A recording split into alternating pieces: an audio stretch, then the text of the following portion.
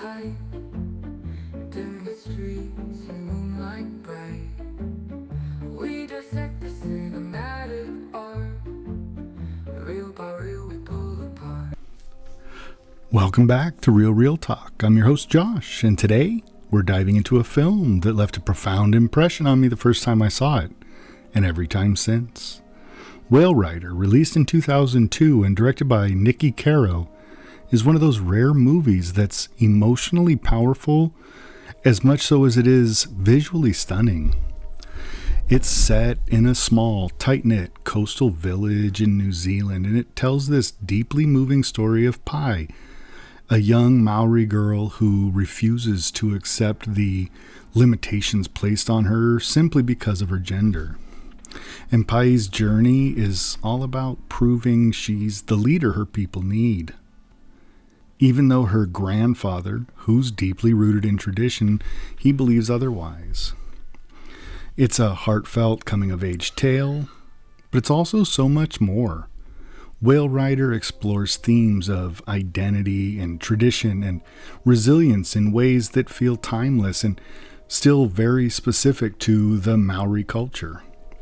And it does all this through a beautifully told story that is really personal and universal still at the same time. Something that makes the film truly stand out, though, is its perspective. As we know, coming-of-age stories have often in history been a focus on young boys navigating their way to adulthood. But here, Whale Rider, as we've seen this whole series, flips that script. Directed by a woman, Niki Caro, and centered on a young girl, it offers a fresh and deeply empathetic look at the struggles of stepping into a role you know you're meant for, even when the world isn't ready to really let you. In this episode, we're going to dive into what makes Whale Rider so special. We'll explore its cultural impact, break down its unique narrative structure, and we're going to celebrate how it represents the rich traditions of the Māori people, while also challenging some of those traditions. So grab a cup of tea, settle in, and get ready to talk about one of the most fascinating films that I watched in the early 2000s. This is Whale Rider. And it's one of those movies that I think it's going to stay with you. So let's get into it. Hey, need a boost without the crash? Head over to dubby.gg, that's dubby.gg, for all your energy drink needs. No sugar, no fillers, just clean focus and serious flavor. And here's the kicker. Use the code REALREAL, REALREEL, at checkout and score 10% off your order. That's REALREAL, one word, for 10% off at dubby.gg. Fuel up, stay sharp, keep it real. Looking for chills that crawl up your spine and reviews that cut deeper than a butcher's blade? Welcome to Real Talk Horror Edition, where classic slashers, indie creepers, and cult nightmares are dissected with a bloody passion. Whether you're into slow burns or splatterfests, we've got the guts, the gore, and the geek out. So dim the lights, press play, and let your darkest curiosities run wild. Real Talk Horror Edition, where horror lives and breathes. Real horror, real talk. Available anywhere you get your podcasts. So let's take a moment and start by talking about the brilliant mind behind Whale Rider, and that's director Niki Caro. Now, if you're not familiar with her work, you're in for a treat, because Caro has a knack for telling these deeply human stories, you know, the kind that stick with you because they feel genuine. Before Whale Rider, she wasn't a household name, but she was quietly building a reputation with short films and smaller projects that showcased her ability to capture emotion in its purest form. She has this incredible way of making characters feel real and relatable, no matter their background or setting. Her journey to Whale Rider began with Witi Ihimera's novel of the same name. It's a beautiful story rooted in Maori mythology, but it also speaks to the struggles of modern indigenous communities. When Caro read the book, she knew it was something special. You can tell she was moved by the themes of tradition, leadership, and breaking boundaries. They were things that resonate universally, but they're so deeply tied to the Maori culture in this story. She poured her heart into bringing those themes to life, and it really shows in every frame of this film. And let's talk about the timing of the movie, because it is really important. The early 2000s were an interesting moment for cinema. There was this big shift happening. Indie films since the early 90s, so the last 10 years or so, were really gaining a lot of traction, and audiences were starting to crave those stories that felt fresh, authentic, and maybe just a little outside the mainstream. At the same time, there was this push for more diversity in filmmaking. Whether it was seeing new voices behind the camera or exploring perspectives we didn't often see on screen. And then here comes Niki Caro with Whale Rider, which just ticks all of those boxes. It's a personal, culturally rich story that's also incredibly universal. And I mean, you don't have to be from a small Maori village to connect with Pai's journey of proving herself and finding her place in the world. And that made this film very groundbreaking. And let's not overlook the fact that Caro is a female director telling a story about a young girl challenging gender norms. And that was huge at the time. And honestly, it still feels a little groundbreaking today. The early 2000s weren't exactly overflowing with films like this. Yes, there were women making waves in indie cinema. Sofia Coppola, we talked about a few episodes back with the Virgin Suicides. She also had Lost in Translation, but it wasn't the norm to see stories like Whale Rider getting this global platform. The film was a product of its time, but also ahead of its time. It came out when audiences were ready to embrace something different, something meaningful. But it also paved the way for more stories like it to find a place in the cinematic world. Caro's work here wasn't just a great film, it was a statement. It said these stories matter, these voices matter, and that's why Whale Rider is such a significant piece of the filmmaking history puzzle. So with all that in mind, you can see why this film wasn't just a critical success. It was a cultural milestone, and Caro took this heartfelt, deeply personal story and gave it to the world in a way that made us all sit up and pay attention. And that's really no small feat. It's really a big part of why the film still resonates and is meaningful for us today.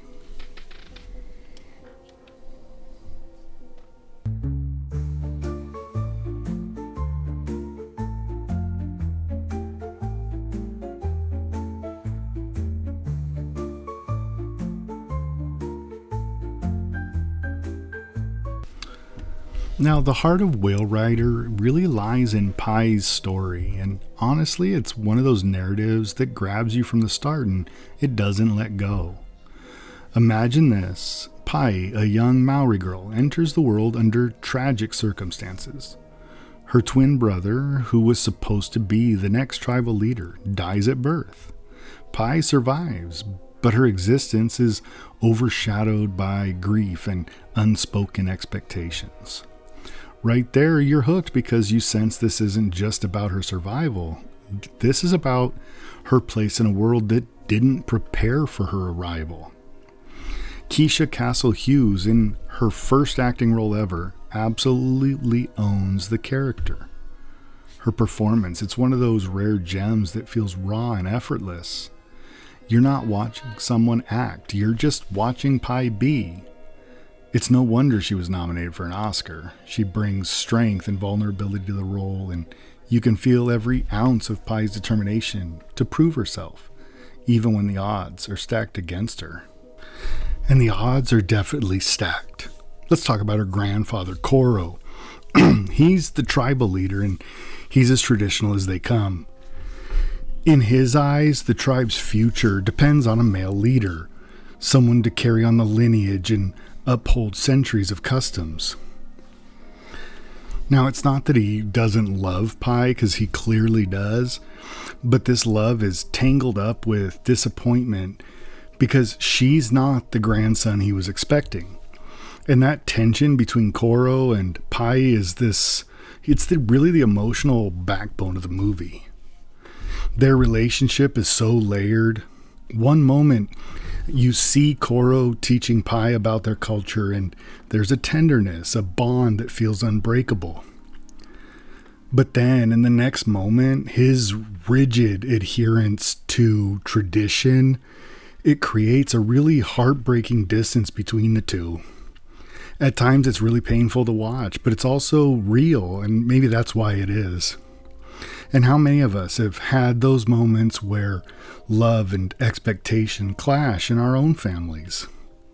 It's universal, even if the specifics are unique to the Maori culture that's depicted here.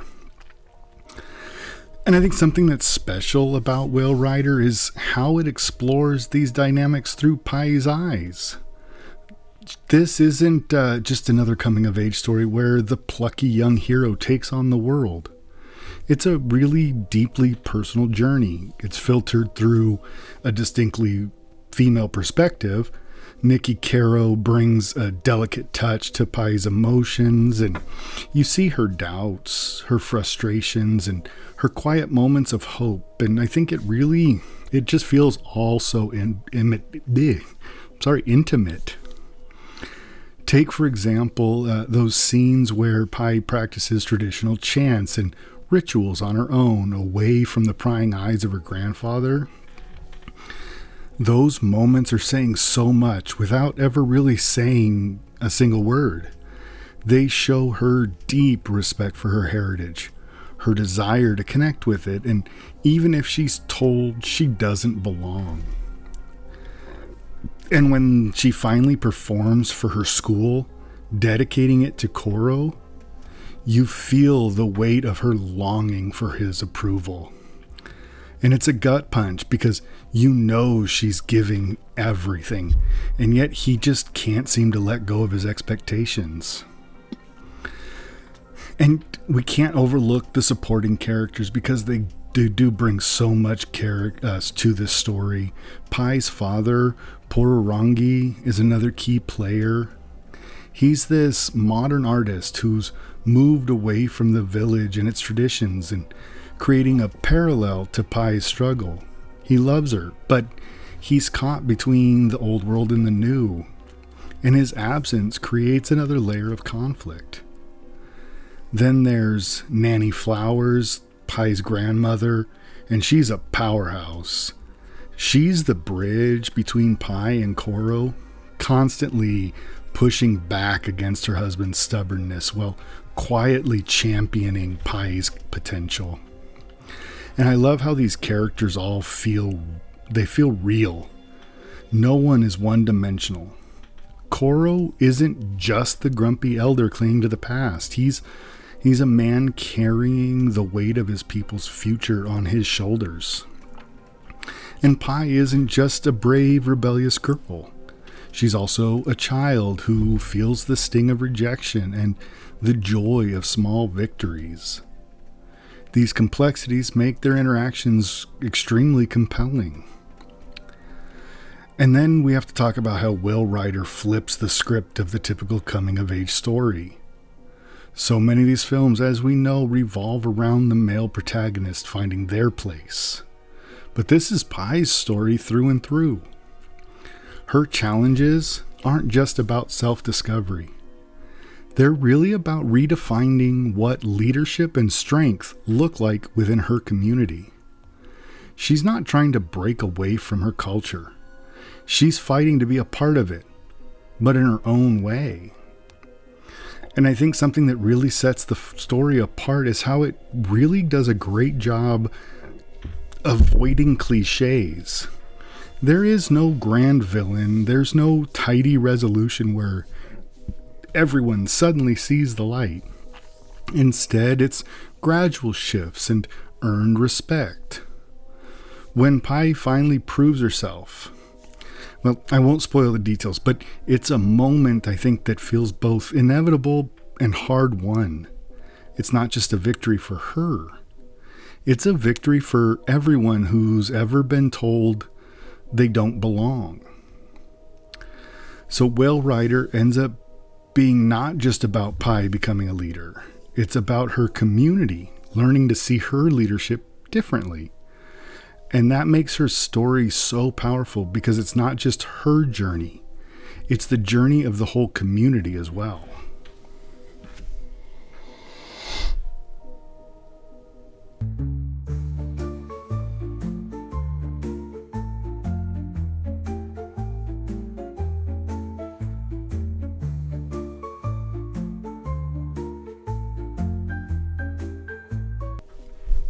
Okay, so Whale Rider is a story about leadership, identity, and breaking barriers. But like I just said, it's not just Pai's personal journey, it's also a story about her community and how they wrestle with balancing tradition and progress. This push and pull is something a lot of us can relate to, right? I mean, whether it's within our own families, our cultures, or even our workplaces, there's always that tension between holding on to what's been passed down and opening up what's new. For Pai, this tension is deeply personal. She's growing up in a world that tells her she's not enough. Not because of who she is, but because of her gender. Yet she's got this incredible inner strength, this quiet but unshakable belief that she can lead and that she's meant to. Her story is so much more than a young girl just proving herself, because really it's about challenging the expectations that are placed on us and showing how potential doesn't fit neatly into society's boxes. And I think one of the most powerful symbols in the film, of course, is right in the name. It's the whales. They're not just majestic creatures in the story. They're sacred to the Maori people. They symbolize the connection to nature, ancestry, and spirituality. And the image of Pai riding the whale, it's unforgettable and beautiful. It's almost otherworldly, but it feels so earned. The moment is a metaphor for her acceptance, not just by her grandfather or her community, but by the forces of nature and tradition themselves. It's like the whales are even saying, "This is your destiny, and we see you for who you really are." And speaking of whales, let's talk about how the film uses them to bridge the past and the present. These creatures, they represent wisdom, strength, and resilience, and all qualities Pai possesses, even if she doesn't fully realize it at first. The whales also embody the spirit of leadership, an ancient kind of leadership that isn't about authority or power, but about care, connection, and sacrifice. And Pai's ability to connect with them shows that she's not just destined to lead, she's already living as a leader, even when the others don't see it. And water is another symbol that really weaves through the entire film. I mean, it's everywhere. It surrounds the village, in the rain, and the scenes with the whales, because water is life, right? It's about rebirth, transformation, resilience. And think about it, every time Pai faces a major moment of growth, water is there. It's like a mirror for her emotions and her journey. When she dives into the ocean to save the whale, or when she's on that fateful ride, it's as if the water is both challenging her and cradling her, pushing her toward who she's meant to be. The recurring motif of breaking barriers is also beautifully done as well. There's this scene, Pai delivers a speech at school, and you can just see her pouring her heart out. Even though she knows her grandfather won't show up to hear it, it's heartbreaking, but it's so empowering because Pai isn't giving up. She's doing it for herself and for her people, even if they don't realize it yet. That speech is a turning point. It's the moment she declares, "I'm here and I'm not waiting for permission to lead." And I love that the film's approach to these themes is very subtle. It doesn't hit you over the head with its message. Instead, it really just invites you to sit with the visuals, the dialogue, and the emotions. Like when Pai's grandmother tells her, "Your grandfather needs time." It's such a quiet, loaded moment. It's not just about Coro needing time to accept Pai, it's about how change, especially within a community, takes time. And sometimes it's the younger generation that has to be patient and persistent to bring about that change. And then there's the film's use of sound and music to enhance its themes. The traditional Maori chants and songs are woven into the score. They're grounding the story in its cultural roots. But there's a universal quality to the music that makes the emotional beats hit even harder. The soundscape is reminding us that while this is Pai's story, it's also bigger than her. It's about all of us finding our place, our purpose, and our voice. So in the end, it's what makes the film so special is how it takes these big, universal themes, leadership, identity, and tradition, and it makes them feel so personal. Pai's story resonates because it's about believing in yourself, even if or when the world doesn't. It's about the courage to lead and the patience to wait for others to catch up. And the understanding that sometimes the most powerful change starts with one determined voice. So yeah, the themes and the symbolism are incredible, but what really sticks is how they're woven into every aspect of the film, through the characters, the visuals, and even the quiet moments. It's the kind of storytelling that you can't help kind of fall in love with. It's really well done.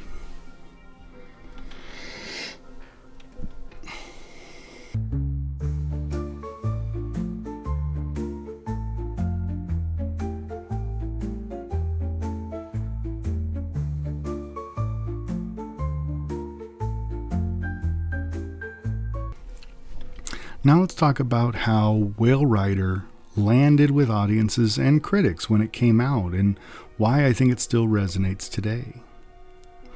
Now, in 2002, when this film hit theaters, it wasn't just another coming-of-age movie. This was a real revelation. It first made waves on the festival circuit, picking up accolades left and right. Critics praising its heartfelt story, the cultural authenticity, and of course Keisha Castle-Hughes, who delivered this absolutely stunning performance. She was only 11 years old when she filmed this, and really she brought such depth and maturity to the character that it's impossible not to be completely captivated by her journey. Castle-Hughes' performance was so remarkable that she became one of the youngest actors ever nominated for a Best Actress Oscar. And let's be real, how often do we see a young girl, especially an Indigenous girl, get recognized like that in Hollywood? It was a huge deal, and it put much needed spotlight on Maori culture and stories. And audiences too were incredibly moved by the film. People connected with its themes, perseverance, cultural pride, and the struggle to balance tradition with progress.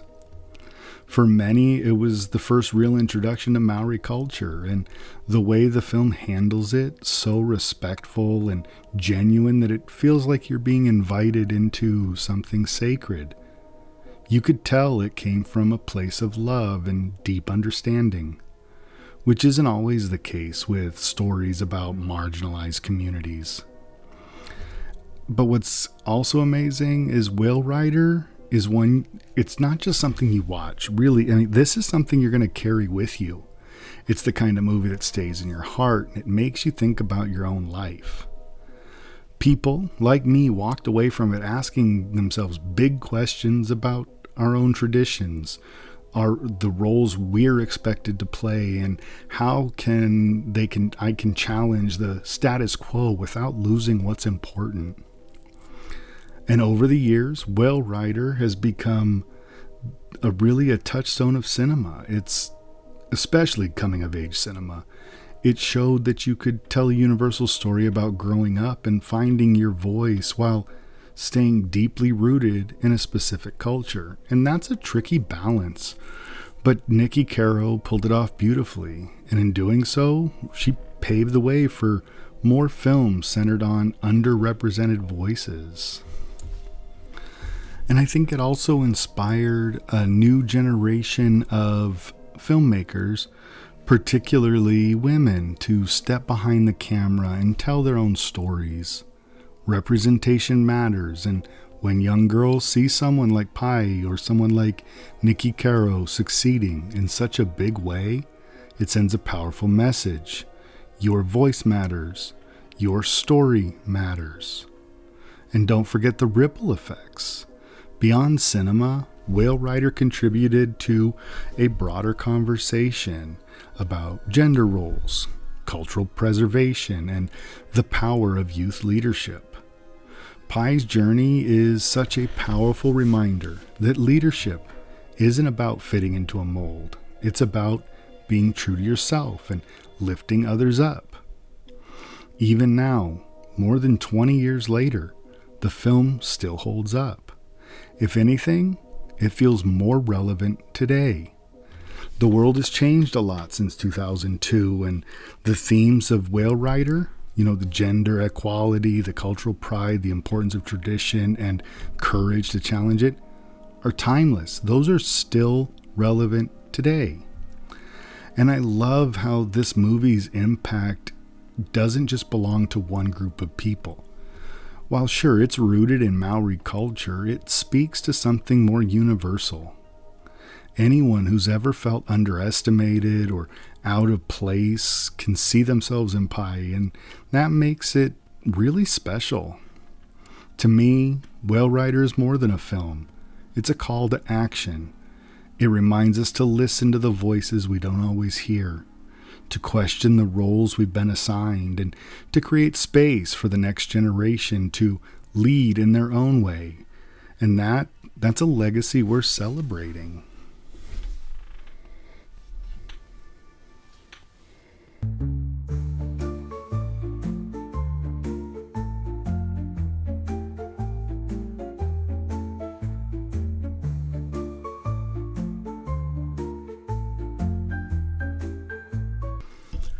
Whale Rider is one of those rare films that feels bigger than itself.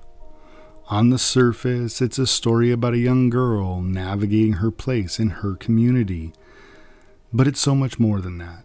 It's about challenging expectations and preserving identity, finding strength in unexpected places.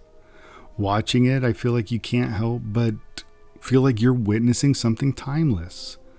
This story, just as powerful when it was released 20 years ago as it is today, and I'd bet it'll still feel just as relevant 20 years from now. And something that makes Whale Rider stand out, though, isn't just the cultural richness here, though let's be honest, that is a huge part of its magic, is what makes it beautiful. But it stands out because of how personal it feels. Pai's journey is deeply rooted in Maori traditions, yet there is something universal about it. Who hasn't felt the weight of expectations or struggled to prove themselves in a world that seems determined to say no? And that's the beauty of the story. It taps into those universal emotions while staying authentic to its cultural roots. And then there's the perseverance that Pai shows throughout the film. I mean, how many of us faced a situation where the odds were so stacked against us? Maybe it wasn't about becoming a tribal leader, but we've all had moments where we had to dig deep and believe in ourselves when no one else did. And Pai's determination reminds us that potential can't be confined by things like age, gender, or tradition, because it's a lesson we could all use, whether we're 9 or 90. But beyond Pai's story, Whale Rider challenges us to think about the world we live in. It's a film that asks us to reflect on our own traditions. Are they serving us, or are they holding us back? It doesn't suggest throwing away what makes us who we are, but it does show the importance of adapting, evolving, and making space for new voices. And honestly, how relevant is that message today? In a world that's constantly changing, finding the balance between holding on to the past and embracing the future feels more important than ever. Another thing that really struck me is how the film bridges cultures. Even if you're not familiar with Māori traditions, the story draws you in. It's like you're being welcomed into the world, invited to experience their struggles and their triumphs. And that's the power of great storytelling. It helps you walk in someone else's shoes, even if their experiences are totally different from your own. Maybe even especially if their experiences are totally different than your own. And then there's the emotional weight of the film. The way it portrays family dynamics, community pressure, and yearning for acceptance. It's all raw and real. There are moments that hit you like a wave, where you feel everything the characters are going through, and those moments stay with you. They make you think about your own family, your own challenges, and the people who've helped you along the way. For me, Whale Rider is a reminder of what storytelling can do at its best. It connects us, it challenges us, and it inspires us to see the world and ourselves a little bit differently. If you haven't seen it yet, I can't recommend it enough. And if it's been a while, maybe it's time for a rewatch, because every time you watch it, there's something new and beautiful to discover, some little detail or moment that makes you stop and think. At the end of the day, Whale Rider is just an amazing experience. It's a story that sticks with you, one that makes you feel, reflect, and maybe even grow a little. And really, isn't that what the best films are all about?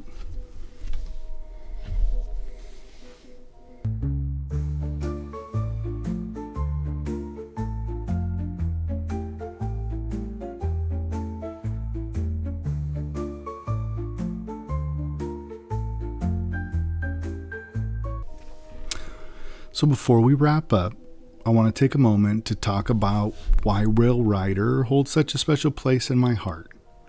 Because there's something about this film that sticks with you, you know? It's not just the story, it's how it makes you feel. It's rare to find a movie that's so authentic and emotionally grounded, yet still manages to feel almost mythic in its scope. Pai's journey is universal.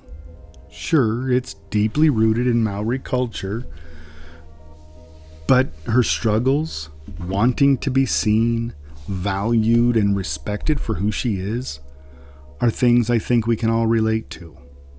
Watching her push through the barriers of tradition and expectation feels so inspiring. It's one of those films where you don't just watch it, you feel like you're going through the experience with her. And then that performance by Keisha Castle-Hughes, being just 12 years old and delivering one of the most powerful, moving performances that I've ever seen, her emotional depth, her strength, and the vulnerability she brought to her character, it's just incredible. And there's a scene near the end where she pours her heart out to her grandfather Coro, and I'll admit it, I was a mess, tears like full ugly crying. And I know I'm not alone in that. For me, Whale Rider, it's an easy 8 out of 10. The cultural richness, the unforgettable performances, and the way it balances heartache and hope, it all just comes together so beautifully. It's the kind of film that makes you want to dig deeper into its world. Whether that's learning more about Maori culture or just sitting with its themes for a while. So how about you? Have you seen Whale Rider? If you have, I'd love to hear what stuck with you. Was it her journey? Was it the stunning visuals? Or maybe just how the movie made you feel? And if you haven't watched it yet, what are you waiting for? Seriously, go check it out. It's absolutely worth your time. Now, next week, we're taking one more sharp turn into something dark before we lighten it up to end the series, but we're going to 2003, the next year, and watching 13. This one's raw, it's gritty, and it dives headfirst into adolescence and rebellion. It's directed by Catherine Hardwicke, and it's another film that doesn't shy away from some tough topics, and I'm looking forward to digging into it with you. And as always, I love hearing from you. What do you think of today's episode? Do you have a favorite coming-of-age film, or maybe you'd like to talk to me about your ideas for a future episode? Reach out and let me know. I'm always open to suggestions. You can find me on Instagram, Threads, and on Blue Sky at Real Talk. Occasionally on X or Twitter at Real Talk Pod. Email therealrealtalk@gmail.com, or just leave me a comment wherever you found this podcast. And also, if you're into the darker side of film and you love horror movies, come find me over on Real Talk Horror, same place you found this podcast. And thank you so much for tuning in. It's such a joy for me to share these films with all of you, and I hope that some of them inspire you as much as they inspire me. Until next time, keep watching, keep loving, and keep those reels rolling. We'll talk to you soon.